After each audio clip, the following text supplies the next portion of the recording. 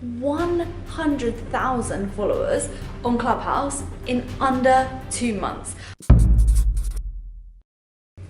Yes, I am recording this video in a robe. When you're on Clubhouse, no one can see what you're wearing. And no, I didn't steal this from a Marriott hotel. My apartment is inside of one. Now that we have all of that out of the way, I want to break down to you how I was able to hit 100,000 followers on Clubhouse in under 2 months. I still can't believe that this has happened, quite frankly. I'm amazed by this app, and I want to share with you the tangible takeaways so that you can have total clarity on how you can do the same thing and leverage the app not only for your brand, not only for your business to increase your revenue and make more sales, but also so that you can build a powerful network and have more opportunity come your way every day. So if you're here for it, smash a thumbs up, and yeah, my hair's wet too. The first thing that I wish I had known when I was starting out that would have gotten me to 100k followers way more quickly is to have gone and found clubs that have lots of followers. So let's take an example. The Impact Entrepreneurs Club is a club that I own, and I'm pretty selective about who I let in as a member, but we have tens of thousands of followers. Now, if anyone who's a member hosts a room under my club, their room immediately is put at the top of everyone's hallways, which means that everyone who follows my club will see that person's room, even if they don't have a big following. So let's say my club had 10,000 followers and you had 100 followers, you would actually have 10,100 people see your room. Unless obviously there's a few people that are in, the middle of the Venn diagram.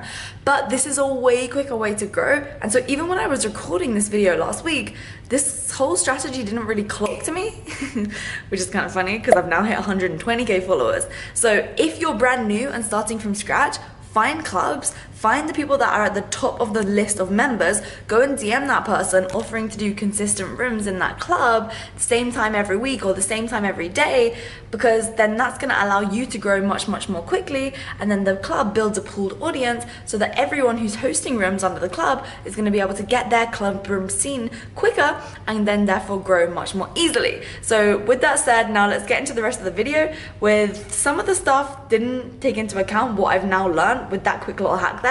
So take everything else with a pinch of salt, bear what I just said in mind, combine everything else, and you have a killer strategy. And click the link in the description box below that will take you over to the Impact Entrepreneurs Club, and then follow it, because I'm only going to be accepting people in who are followers of the club, who often come into the club rooms and who participate, and then that's the people that I'm actually letting into the club to host rooms under the club, as well as my clients. So click that link, follow along, and get involved.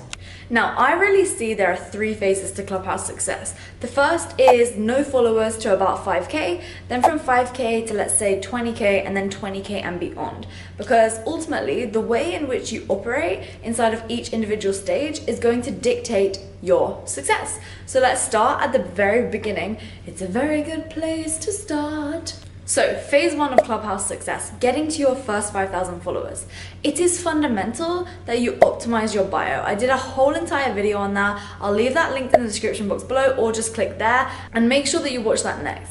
The reason why I found that the 5k threshold is important, and again, I don't like this concept, I don't think followers are everything, but frankly, it's what people want, so I'm giving you what you want right now. Getting to 5k followers is basically what a lot of big moderators look for. I'm gonna be straight up, there are back chats where people talk about this type of thing. And so when, let's say I'm hosting a room and then I have people hosting it with me, they're looking for people in the audience who have 5k followers or more. A lot of the big moderators do this type of thing. Honestly, I'm much more interested in bringing up people onto the stage who have really interesting bios, but being straight up so that you know the kind of back chat of Clubhouse, that's what they're looking for. So in order to get to that 5k followers, just watch my other videos. I've pretty much broken down the entire process. But what I have really learned, that to get to that 5k followers, it's going to be faster for you to do it through now taking yourself off the app and going into either Twitter DMs or Instagram DMs. Support other people, share them on your stories. If I see someone is constantly sharing my content on their stories on Instagram and they tell me that they found me first on Clubhouse, I am way more likely to pull them up in my rooms, because I can see that they're making an effort off the platform. And I think that that's pretty cool, right? And it's a great way to build the relationship. Another way to do it is to comment on their latest posts and then just say, hey, I have a question for your Clubhouse room. I've sent you a DM the question, and then inside of your DM, just be short to the point, say the question how it is, and say the reason why you want to ask the question so that it can bring about a new topic for discussion. Great moderators are always looking for new angles to come into their conversation because it's a lot of work trying to think of new topics. And so if you can help them with that, then they're going to be grateful for you. And then if you come up onto the stage and also share a bit of value, then they're going to be more likely to keep you there. But really, getting to that 5K followers at the beginning is a case of just picking one topic and talking about that again and again and again and again. I help people when it comes to launching online courses and scaling online coaching and course businesses. So I stay to my lane. I stick to those topics. Then there's 5K to 20K followers. This is where you really want to try and collaborate with other moderators and other people in your space so that, let's say you're moderating in a room, then you see them pop into the room, you pull them up as a speaker, and then they'll do the same thing for you. So building these relationships, maybe making a pod of people in a WhatsApp chat, that's gonna be something that's so valuable to you. Now, I didn't really start doing my own Clubhouse rooms until I had around 50,000 followers. But I've seen that if you have around 20K followers, then you have some other people who have a similar audience size. If you collaborate together and host rooms together, that is where you're really able to exponentially scale your audience. So when I hit around 55K, started doing my own rooms, that's when my following just snowballed uncontrollably. So that phase between 5K and 20K, that's when you really want to be focusing on just growing your audience size. And then after you've hit the 20K threshold, I did it at 55, but I would say 20K is better to start doing your own rooms. But in order to do your own rooms, collaborate with other people who have a similar audience size to you, and then pull together to host your own rooms, because then your audiences will all be, some of them notified, or they'll show up in the hallway for other people to actually find you. So just to give you some perspective, in between, where you have 5K followers to 20K followers, you want to just speak on other people's stages and then build your audience. And then after you've hit 20K followers, start doing your own rooms with other people, collaborate with them, and then you'll reach this point whereby you can actually do your own rooms totally by yourself. Now, I do some of them, they're much smaller rooms, but those are the rooms where it's really great for actually finding great clients for your business. So I do rooms on how to launch an online course and how to get coaching clients and how to scale your online business. And those are the rooms where really targeted people come in. I've noticed that sometimes I do rooms on social media, how to increase your brand, etc. And those rooms get much more people in there, but the type of DMs that I'm getting are not from the type of people who I can really serve. So I've noticed that if I'm hosting rooms with other people, I'll do a more broad topic, but then if it's one that I'm going to do by myself, I'll do it on one of my niche topics that people actually know me for. And I found that to be really beneficial. Clubhouse is unbelievable.